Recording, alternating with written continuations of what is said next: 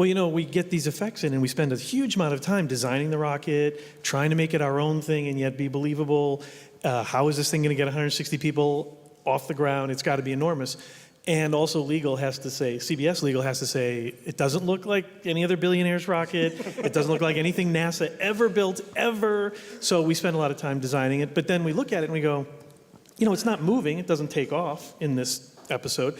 So how do we make it come alive a little bit more? And just a little bit of steam coming off, or I guess it's steam really coming up from the bottom. Suddenly it seems way more alive than it did before. It's just a small touch, because otherwise it's a little like a matte painting. So these are the kind of things that go into trying to make the visual effects come alive.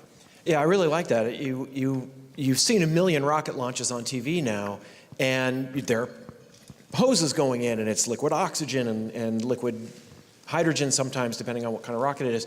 And you see that vapor coming off, and without even really thinking about it. And if you see that, I remember in the original Star Trek movie, they made the Enterprise, they tiled it. And they said people are familiar with the space shuttle, seeing pictures of it. I don't think it had launched at the time. And they put that in there to make it look more like the kind of rocket people are familiar with. Yeah, so that's a good touch. Something living, yeah. Nicely done. Thank you, I appreciate that.